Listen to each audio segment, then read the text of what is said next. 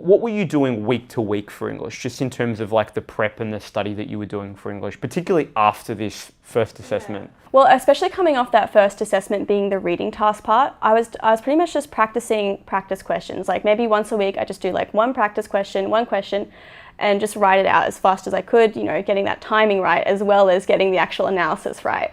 And I'd take it to my tutor and she'd obviously, you know, go through some of the feedback with me and I could work on it. So there's no shortcuts. There isn't, not with English. It's not like we've got some secret like hack that's going to change everything. Yeah. Like it does really seem like, okay, you know what?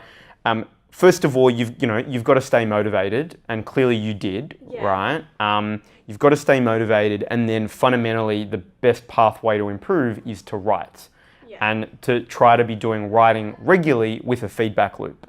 So week to week, what you were doing, if we were to zoom out for a moment, is it sounds like you were writing. So you were doing bits of writing that you were handing in this case to Millie, your tutor, to get feedback on. What else were you doing in terms of week to week? Because I'm imagining you're having to read texts, analyze them and so forth. Like, what did that process look like for you? The writing, and then I was also reading. I think having to almost plan out your week was a good, for me, it was a really good idea because obviously you have other things in life that you need to work on. So I had the reading. I think with essays as well, I would just try to take small steps because it's hard to just sit down and write a 45-minute essay. I cannot do that. So with essays and stuff, it was also just taking parts, maybe just write an intro that day.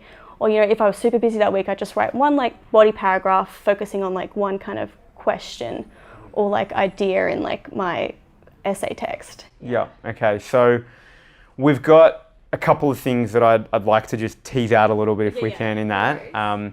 So first thing we've got is, alongside any essay work, just to be clear, are you also doing some unseen text sort of short response practice, or was it just that there was some form of writing each week, whether or not it was, an essay deconstructed, an introduction or a paragraph, or it was some analysis for an unseen? I'm just trying to get a sense of, were you doing those simultaneously throughout a lot of it, or was it just one piece of writing, but it was a commitment to do one piece of writing essentially each week? I think it was more of a commitment for one piece of writing for me because I was a super busy person and it is hard for me to get motivated, especially sitting down after a long day of school and you're I have to do even more schoolwork.